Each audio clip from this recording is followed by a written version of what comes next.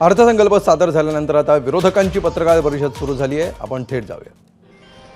मराठवाड्यातले water grid असेल, फक्त घोषणा मराठवाड्यातून करायच्या, विदर्भातून जाऊन करायच्या. प्रत्यक्षात या कामांना कोणतंही मुहूर्त या बजेटमध्ये सुद्धा आताच्या घडीला नाहीये. मोफत वीज देण्याची घोषणा केली जाते, प्रत्यक्षात मागची थकबाकीचे बिल सरकार पाठवतंय. शेतकऱ्याला वीज मोठ्या मुश्किलीनं 4 तास 8 तास सांगतात, परंतु 4 तास सुद्धा वीज मिळत नाही. अशा प्रकारची या राज्याची स्थिती आहे. आणि म्हणून शेतकऱ्यांच्या तोंडाला पाणी पुसणारं, लाडक्या बहिणींच्या विषयी फक्त घोषणा करणारं, कारण शेतकऱ्यांची कर्जमाफी अपेक्षित होती आणि कर्जमाफीची घोषणा भारतीय जनता पार्टीने आणि या महायुतीने सरकारने केल्यामुळे बऱ्याच ठिकाणी शेतकरी कर्जफेड करत नाही. तेव्हा अनेक वित्तीय संस्था अडचणीत आलेल्या आहेत आणि म्हणून या बजेटमध्ये कर्जमाफी अपेक्षित होती, परंतु या सरकारने या सगळ्या गोष्टी केल्या नाही. दावोसच्या विषयी सुद्धा तशीच फसवणूक केली आहे.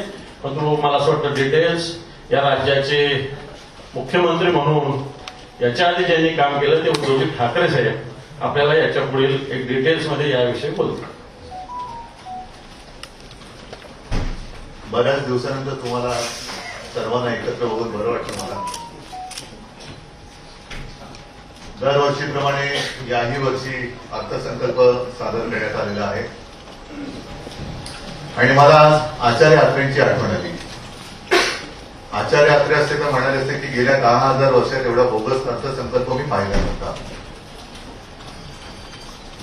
या अर्थसंकल्पात मी सभागृहात बसून अर्थसंकल्प कसा मांडला जातोय, त्यातल्या काही गोष्टी जेवढे आपल्याला तेवढं समजून घेण्याचा प्रयत्न मी केला. साधारणतः जर का त्याचं सार काढायचं झालं तर उद्या सूर्य उगवणार आहे, सर्वांना प्रकाश मिळणार आहे आणि व्हिटॅमिन डी सुद्धा तुम्हाला त्यातून मिळेल, अशा आशयाचा हा अर्थसंकल्प आहे. मला एक असं वाटतं की निवडणुकीच्या काळामध्ये वारेमाप जाहिराती केल्या गेल्या होत्या निवडणूक लढताना महायुतीकडनं. त्यातली एक जाहिरात मी इकडे आणली. आता त्याची खालची जी ओळ आहे ती ओळ बदलायला पाहिजे. मारल्या होत्या थापा भारी आणि महाराष्ट्र केलाय कर्जबाजारी, ही ओळ घेऊन त्याने आता पुढे जायला पाहिजे. आणि आम्ही थापा मारू, पण थापा मारण्याचं आम्ही थांबणार नाही, हे त्यांचं आता बोलपक्ष झालेलं आहे. ज्या गोष्टी याच्यामध्ये सांगितल्या आणि सरकार त्यांनी आणलं, मतं मिळवली, ठीक आहे. त्यातला ईव्हीएमचा घोटाळा, नंतर तो ईपीआयसीचा नंबर वगैरे हा एक मुद्दा, तांत्रिक भाग वेगळा आहे, तो आता मी इकडे आणत नाही. पण बहुमत मिळालेले सरकार आहे, प्रचंड बहुमत. त्या ज्या काही 10 थापा होत्या त्याच्यापैकी एक तरी गोष्ट या सरकारने आज केले का? पहिली जी होती ती लाडक्या बहिणीला 2100 दिले का? नाही. शेतकऱ्यांना कर्जमाफी, मी कालच त्याच्यावरती एका कार्यक्रमात बोलताना बोललो. खरं म्हणजे कारण नसताना माझं नाव माननीय मुख्यमंत्र्यांनी त्यांच्या भाषणात घेतलं होतं आणि म्हणाले होते की स्थगिती द्यायला मी काय उद्धव ठाकरे नाही. आणि मी त्यांना सांगितलं होतं की तुम्हाला उद्धव ठाकरे होता येणार नाही. उद्धव ठाकरे व्हायचं असेल तर उद्या म्हणजे आज जो अर्थसंकल्प सादर केला जाणार आहे त्याच्यात जसं मी माझ्या नागपूरच्या पहिल्या अधिवेशनात शेतकऱ्यांना कालबद्ध एक कार्यक्रम देऊन कर्जमुक्त केलं होतं, तसं कर्जमुक्तीची तुम्ही घोषणा करा आणि अंमलबजावणी करा. ती झालेली नाहीये. त्याच्यानंतर प्रत्येकास अन्न आणि निवारा, हे तर अखंडपणाने चालत राहणारी एक ती प्रक्रिया आहे. प्रत्येकाला तुम्ही अन्न कधी देणार, निवारा कधी देणार. त्याच्यानंतर वृद्ध पेन्शन धारकांना 2100 रुपये. जीवनावश्यक वस्तूंच्या किमती स्थिर कधी ठेवणार? तुमचं सरकार स्थिर आहे ना. एवढं प्रचंड बहुमत मिळाल्यानंतर जर सरकार स्थिर झाल्यानंतरही किमती वस्तूंच्या, जीवनावश्यक वस्तूंच्या किमती स्थिर ठेवणार नसाल तर तुमच्या या बहुमताच्या सरकारला कोण किंमत देणार? हा एक प्रश्न त्यांनी विचारला पाहिजे. 25 लाख रोजगार निर्मितीमध्ये 10 लाख विद्यार्थ्यांना वगैरे हे सगळे आहे ना.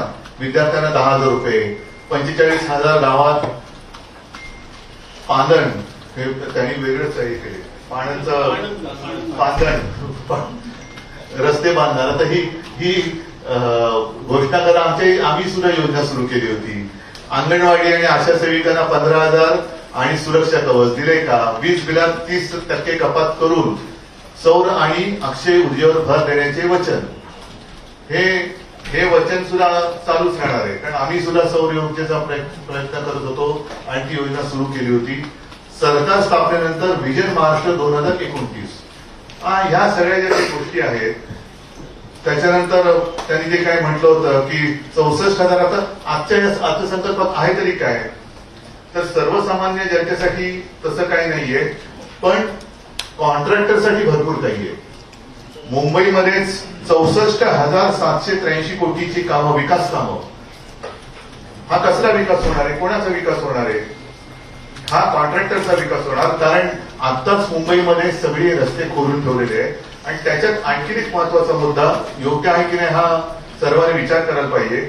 2 विमानतळ जोडण्याची जी काही मेट्रो आहे ती सरकार करणार. हे काम अदानीच आहे, कारण विमानतळाची कामं आणि सगळी जागा जर का अदानीला दिली असेल तर हे काम अदानीने केलं पाहिजे, हे सरकारचं काम नाहीये.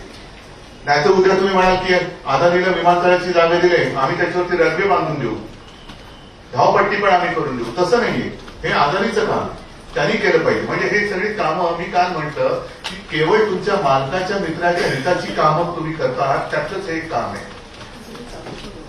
आणि चालू काम आहेत सगळे, म्हणजे सगळे चालूच आहे त्यांचं. पण ही सगळी ज्या काही गोष्टी आहेत ना, पुणे शिरूर उन्नत मार्ग, शिर्डी विमानतळाची नाईट लँडिंग तात्काळ सुरू करणं, किती वर्ष झाली? आमच्या काळापासून हा प्रयत्न सुरू आहे. नवीन विमानतळांचा विस्तार आणि विकास. पण चिपी विमानतळ बंद का झाला? ह्याची काय उत्तर नाही. म्हणजे पुढचं पाठ मागचं सपाट, असा हा अर्थसंकल्प आहे. आणि शेतकऱ्यांना तुम्ही मोफत विजेची घोषणा केली की मोफत देण्यापेक्षा 24 तास द्या.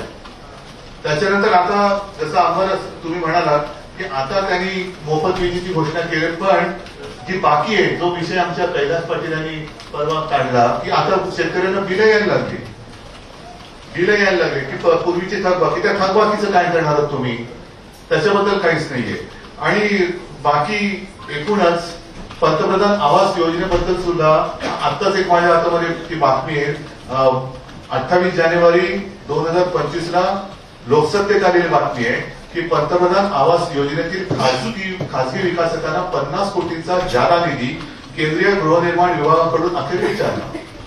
म्हणजे हे बिंगाईचं फुटायला लागलेलं आहे. कॉन्ट्रॅक्टरचे खिसे भरण्याच्या कामासाठी त्या उद्देशाने यांनी विकास नाही, हा महाराष्ट्र खड्ड्यात घालण्याचा प्रयत्न सुरू आहे. आणि तसा प्रयत्न नाही, मी तर म्हणेन हे काम सुरू झालेलं आहे. आणि ज्या वेळेला आता चर्चा सुरू होईल तेव्हा हे त्यांचेच, ज्याला थापानामा किंवा जुमलानामा म्हणा, हे या महायुती सरकारला एक संकल्पपत्र 2024 महाराष्ट्र विधानसभा निवडणूक भारतीय जनता पार्टी, ह्याच्यातल्या तुम्ही काय आता पहिला अर्थसंकल्प मांडले का? की एक तरी गोष्ट तुम्ही आजच्या अर्थसंकल्पात मांडली का? मग हे कधी होणार तुमचे संकल्प? म्हणजे 2050 साली काहीतरी करू, 3876 साली करू, याला ह्या वर्षीचा अर्थसंकल्प नाही म्हणता येणार. म्हणजे एकतर अर्ध्याहून अधिक कामं ही पूर्वी जी सुरू होती त्यातलीच आहेत, त्याच्यानंतर जी करणार आहोत ते उद्या करू, परवा करू, ह्या अशा पद्धतीचा अर्थसंकल्प आहे. आणि हा अत्यंत बोगस अर्थसंकल्प खरंच 10,000 वर्षात नसला तरी गेल्या अनेक वर्षात मांडला गेला असेल या विधानसभेत, असं मला वाटत नाही.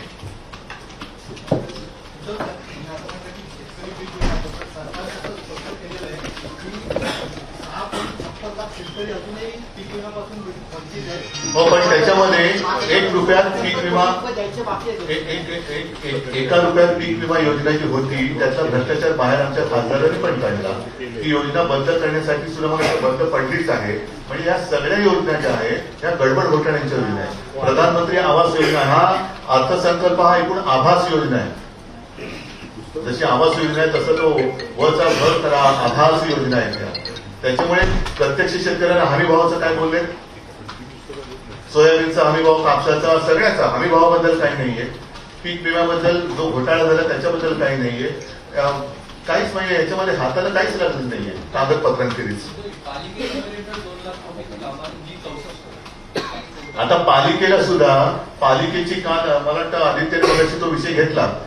तुम्ही सरकार म्हणजे सहकारी साखर कारखाने यांच्या बगल बच्च्यांचे त्याला 1100 कोटीची थक हमी जी मी बंद केली होती, कारण ही लूट आहे.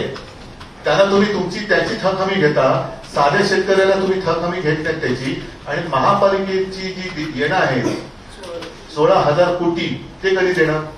मेट्रोवरती एवढा खर्च करताय, करा ठीक आहे, पण बीएसटी वरती का नाही करत?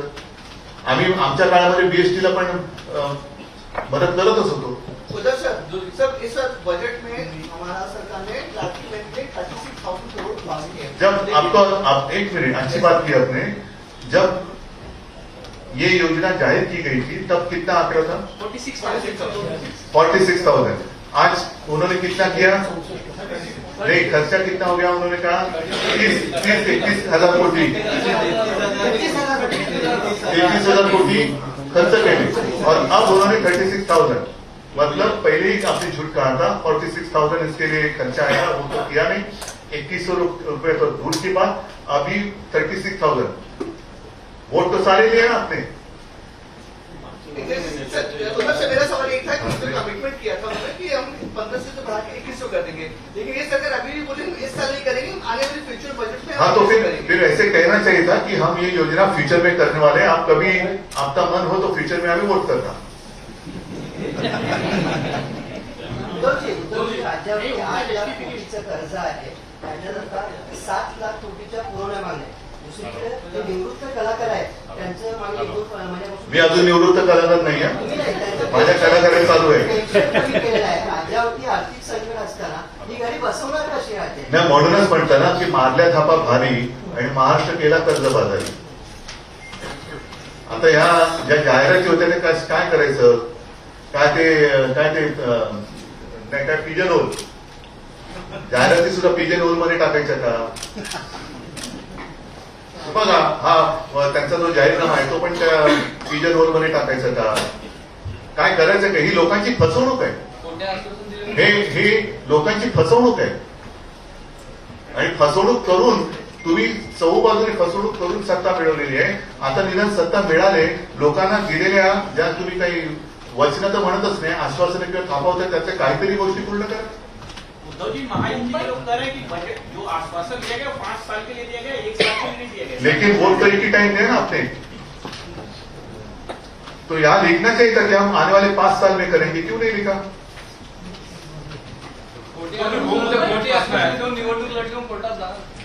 नाही, कोर्टात जाऊन नाही ऐका, कोर्टात जायला हरकत नाही, पण त्याच्यात 2-3 निवडणुका होऊन जातील.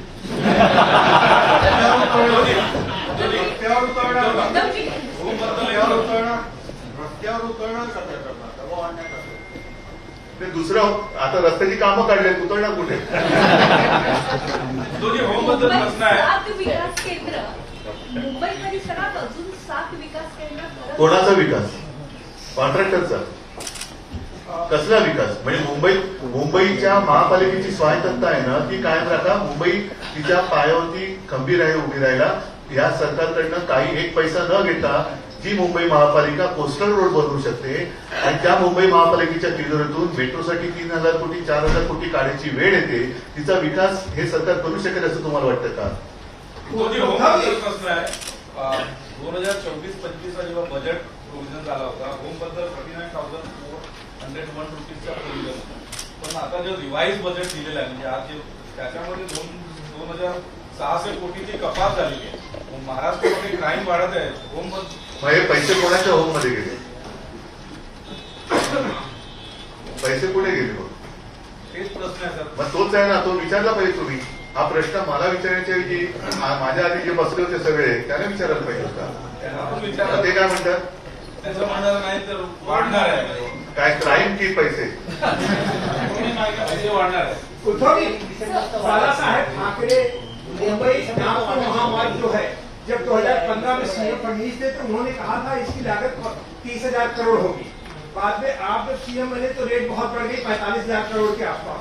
आज अजीत पवार ने कहा कि इसका 99% काम पूरा हुआ है और 66,000 करोड़ से ज्यादा खर्च हुआ. तो ये लागत क्यों बढ़ रही है? कुछ लोगों को कहना है कि आपके टेंडर में भी जमीनों की जो जमीनों की दलाली की गई है और लोग मंत्रियों ने भी जो है जमीनों के भाव बहुत महंगी कीमतों पे लोग खरीदते हैं. आपका जो सवाल है ना, इस सरकार का जो ध्यान है लाडकी बहना की ओर नहीं है, लाडका कॉन्ट्रैक्टर की ओर है. त्यांचे लाडके कॉन्ट्रॅक्टर ही योजना आहे, तिने हा सगळा अर्थसंकल्प घेतलेला आहे. Sir, 2 years back, all the industries were going to Gujarat. अभी डावोस में 16 लाख करोड़ के MOU साइन किए हैं. क्या चल रहा है उसका? वो बात तो आज की छोड़ो, लेकिन हमारे समय में जितने सारे एमओयूज किए थे उसका आगे इन लोगों ने क्या किया? वो तो जमाना, वो तो समय था, वो कोरोना का था. त्या कोरोना काळामध्ये आम्ही तिकडे म्हणजे आदित्य पण गेला होता, आपले उद्योग मंत्री होते, नितीन राऊत होते, आणि आम्ही तिकडे जाऊन तिथल्या उद्योगपतींशी करार केला होता. इथले जे होते की इकडे गुंतवणूक वाढवू शकत होते, म्हणजे जसं आता कुबल लोणची आहे, लिज्जत पापड आहे, ह्यांना आम्ही दावोसमध्ये नव्हतं बोलू दिलं. खरं आहे ना, तसंच नाही. आम्ही तिकडे जाऊन बेडेकर मसाल्यांची असं नाही केलं, आम्ही इथल्या इथेच केले. त्यांना इथल्या लोकांना असेल ना, जसं चितळे आहे तरी का नाही वाढायचं? बाकरवडीचे आहे तर बाकरवडीचा करार तो इकडे करायला पाहिजे, पुण्यात किंवा मुंबईत. हा बाकरवडीचं पाकिट तिकडे घेऊन दिलं तर अरबी समुद्रामध्ये मुंबईजवळच्या अरबी समुद्रातील छत्रपती महाराजांचं स्मारक भूमिपूजन प्राणी सचिवांच्या मी होतो ना बाजूला. तर त्याच्यानंतर अजून पुढे काही गोष्टी झालं नाहीये, त्याबद्दल तुम्ही हे जे होतं ना, आता तोच एक हा विषय तुम्ही काढण्यात बरं केलं की सगळ्यांची काही खरं म्हणजे संभाजी महाराजांचं ते स्मारक करतायत, हा संगमेश्वरला आणखी काही काही करतायत. मला बरं वाटलं. फक्त जो माझ्यासमोर वाचणार होता अर्थसंकल्प, जे माननीय मंत्री महोदय होते, त्यांनी संभाजी महाराजांचा इतिहास खरं वाचला पाहिजे, गद्दारी न करण्याचा. आणि दुसरं म्हणजे छत्रपती शिवाजी महाराजांबद्दल बोलणारे खूप आहेत ते, पण खरोखर त्यांच्या स्मारक करणार आहेत की नाही हे तर त्यांनी जाहीर करावं. तुमच्यासोबत आता काँग्रेस किंवा राष्ट्रवादीचे कोणी नाही, पण महाविकास आघाडीमध्ये आम्ही त्याच्याबद्दल सुद्धा काही भविष्यामध्ये तरतूद केलेली आहे. धन्यवाद सगळ्यांना. जय हिंद, जय महाराष्ट्र.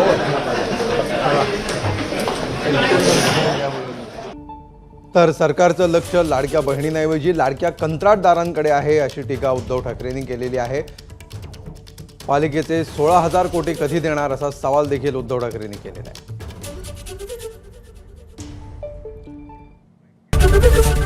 एबीपी माझा, उघडा डोळे बघा नीट.